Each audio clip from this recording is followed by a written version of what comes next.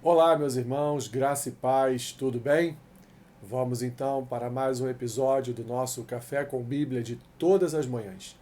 Hoje, dia 3 de março, faremos a leitura e uma breve reflexão no texto que se encontra na carta de Paulo aos Gálatas, capítulo 3, a partir do versículo 15 até o 22, que diz assim: Irmãos, falo como homem. Ainda que uma aliança seja meramente humana, uma vez ratificada, ninguém a revoga ou lhe acrescenta alguma coisa. Ora, as promessas foram feitas a Abraão e ao seu descendente. Não diz, e aos descendentes, como se falando de muitos, porém como de um só, e ao teu descendente, que é Cristo.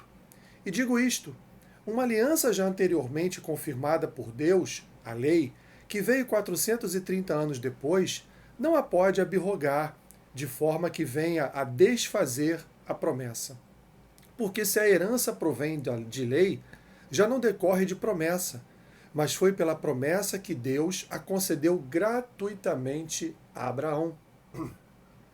Qual, pois, a razão de ser da lei? Foi adicionada por causa das transgressões, até que viesse o descendente a quem se fez a promessa, e foi promulgada por meio de anjos pela mão de um mediador. Ora, o mediador não é de um, mas Deus é um.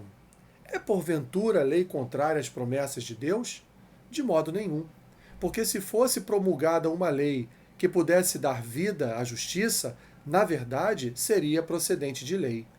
Mas a Escritura encerrou tudo sobre o pecado, para que, mediante a fé em Jesus Cristo, fosse a promessa concedida aos que creem. Queridos irmãos, esse texto ele vai completar o texto anteriormente descrito, de Gálatas capítulo 3, versículos 6 ao 14, quando Paulo traz o exemplo de Abraão, um exemplo de fé, o exemplo de alguém que foi justificado por Deus porque andou mediante a fé. Agora, então, completando esse texto, o que Paulo vai falar? Paulo vai falar a respeito da lei.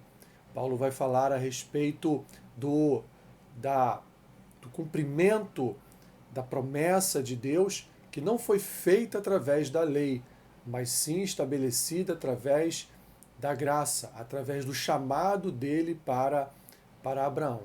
Quero lembrar os irmãos que lá em Êxodo, em determinado momento, Deus chama Moisés e diz a ele: tudo aquilo que está acontecendo você vai escrever num livro. E é exatamente isso que o texto de Paulo diz aqui. Por que Deus ele determinou que alguém escrevesse todas as coisas no livro? Ou seja, por que Deus mandou que a lei fosse estabelecida? Por causa das transgressões do povo, por causa do pecado do povo. Então Deus deixou um manual de conduta ética, moral, civil, enfim, para a organização da nação, para a organização do povo, não só nos aspectos civis, mas principalmente no aspecto espiritual, de obediência, de andar com Deus e não transgredir a graça, não transgredir, portanto, é, a santidade do Senhor. Deus então deixou a lei. Mas com o advento de Cristo, com a vinda de Jesus Cristo, o que aconteceu? A lei foi revogada? Não, a lei não foi revogada. Mas agora, com o advento de Cristo, Cristo foi aquele que cumpriu toda a lei. Porque ficou provado em todo o Antigo Testamento que o homem não seria capaz de cumprir a lei por completo. Mas Cristo cumpriu. Cristo, então, ele, em nosso lugar, cumpriu toda a lei. Portanto, hoje, meus irmãos, a lei ela exerce poder e influência sobre nós?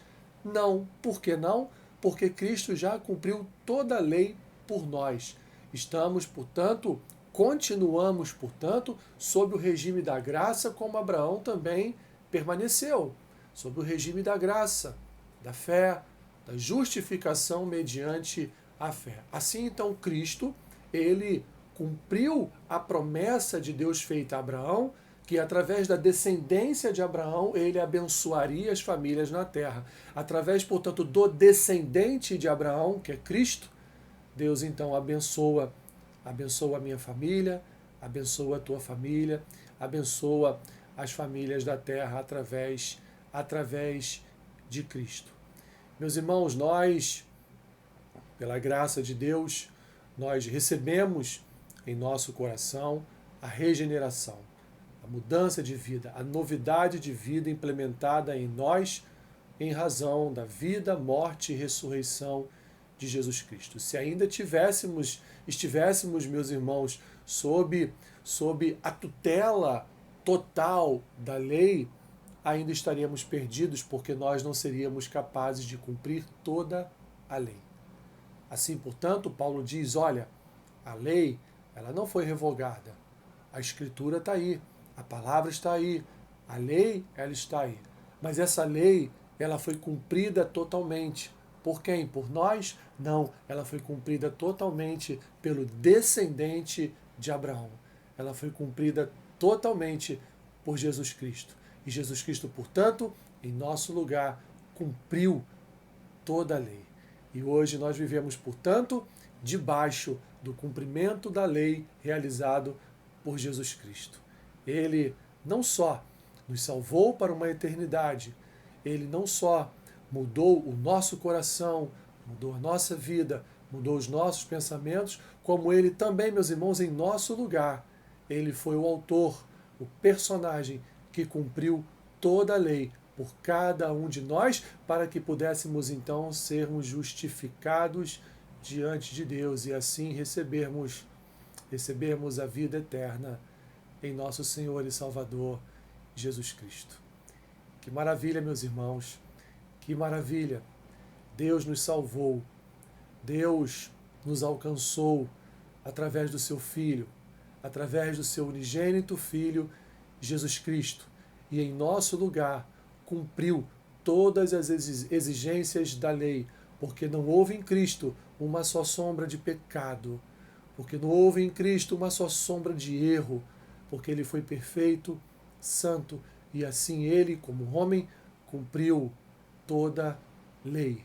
E hoje, com Deus, assentado à destra de Deus, a cada dia ele nos conduz no cumprimento da lei que ele já cumpriu, que ele já alcançou para nós. Ele então guia os nossos passos e as nossas vidas para um futuro eterno ao seu lado. Que maravilha! Que maravilha! Porventura, a lei é contrária às promessas de Deus? Não, meus irmãos. Porque em Jesus Cristo, como diz Paulo, através dos anjos, a lei foi promulgada em nosso favor. Obrigado, Senhor.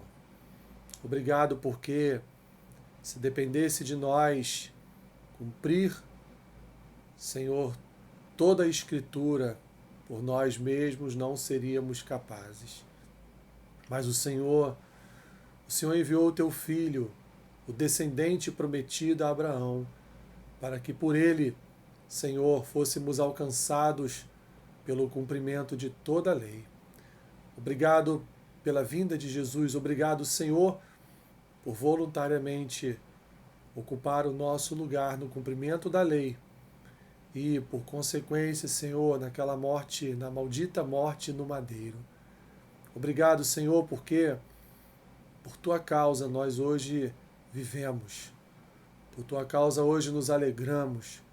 Por tua causa hoje temos esperança em nossos corações, Senhor, da vida eterna.